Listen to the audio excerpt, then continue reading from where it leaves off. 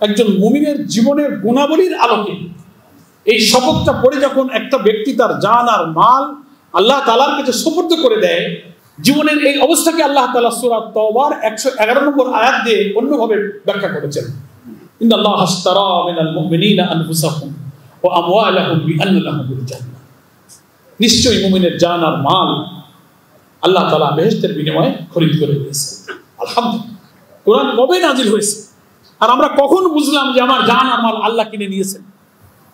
এ বুঝতে আমাদের চুল পেকে গেছে, দাড়ি পেকে গেছে, 20, 30, 40, 50 বছর বয়স হয়ে গেছে, তখন বুঝতেছি যে আমার যে জান আর মাল আমি দেখতেছি এর মালিক তো আমি না, এর মালিক তো আল্লাহ।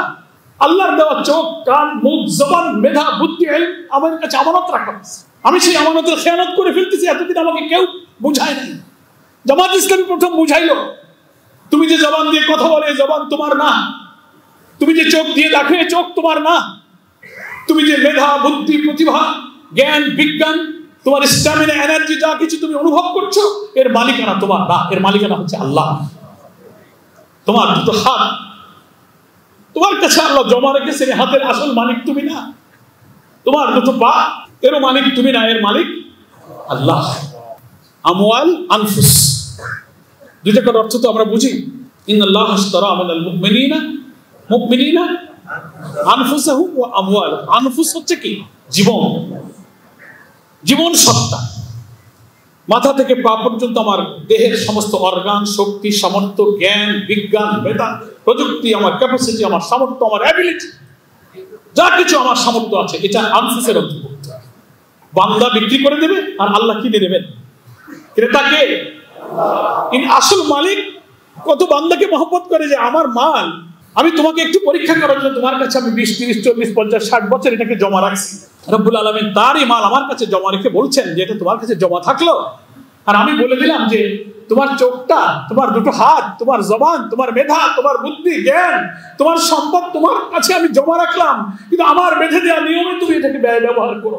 আল্লাহ কিনলেন আর আমি বিক্রি করলাম। এই বেচা কেনা যে করে তার জীবনের সফলতা, যদি সে বেচা কেনার শর্তটা পূরণ করতে পারে।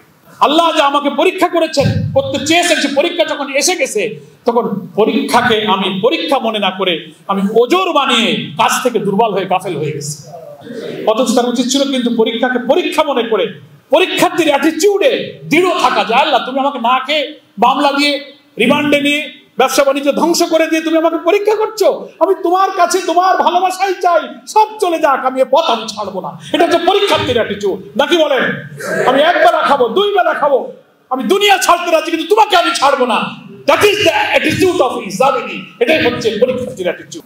আমাদেরকে আল্লাহর সাথে সম্পর্ক গভীর করতে হবে, আল্লাহর সাথে সম্পর্ক গভীর করতে হবে, আল্লাহকে চিনতে হবে, আল্লাহর সৃষ্টি নিয়ে গবেষণা করতে হবে, আল্লাহর মারফতটা নিজে উপলব্ধি করতে হবে। আল্লাহ রব, আল্লাহ গফুর রহিম, আল্লাহ রহমান, আল্লাহ খালিক, আল্লাহ মালিক, আল্লাহর সৃষ্টি আর তার শক্তি ক্ষমতা নিয়ে তার সামনে মাথাটা লুটিয়ে দিয়ে আল্লাহর পরিচয় সম্পর্কে হৃদয় মনকে আমাদেরকে প্রশান্ত করতে হবে। এবং দ্বিতীয় হলো সেই আল্লাহর সাথে সম্পর্কটা রক্ষা করা যায় সালাতের মাধ্যমে। নামাজ, সালাত মনে থাকবে তো, 5 ওয়াক্ত সালাত নামাজের সাথে, এই সালাত জামাতের সাথে। আর নামাজের মধ্যে আল্লাহকে হাজির জানতে হবে। তুমি এমন ভাবে নামাজ পড়ো, আল্লাহ নবী বলছেন যে তুমি আল্লাহকে যেন দেখতে পাচ্ছ, তুমি দেখতে না পাও আল্লাহ তো তোমাকে দেখছে। রুকুতে সেজদাতে আল্লাহর সাথে তুমি কথা বলছো। ফাতিহা, তাশাহুদ, সূরা তার অর্থগুলো বুঝে তার মর্মে মর্মে হৃদয়ঙ্গমে তুমি অর্থ বোঝো, তাহলে দুনিয়ার সব চিন্তা থেকে নামাজের মধ্যে তোমার ডেভোশন, তোমার অ্যাটেনশন এত থাকবে যে তুমি পৃথিবীর সবকিছু থেকে তুমি আল্লাহ আর তুমি যেন একান্তে কথা বলছো। শেষ রাতের নামাজ, কিয়ামুল লাইল করো, তাহাজ্জুদ করো, আল্লাহর পথে গোপনে অর্থ দাও, কেউ জানবে না। তুমি যাকে খুশি করতে চাও তার জন্য একা কিছু করো। সবাইকে দেখাই করলে তো মানুষের খুশি হয়ে যায়, রূহ নষ্ট হয়ে যায়। গোপনে ইনফাক করো, গোপনে ইবাদত করো, গোপনে নফল রোজাগুলো রাখো, আইয়াম বীজ রাখো, সোম বৃহস্পতি রাখো।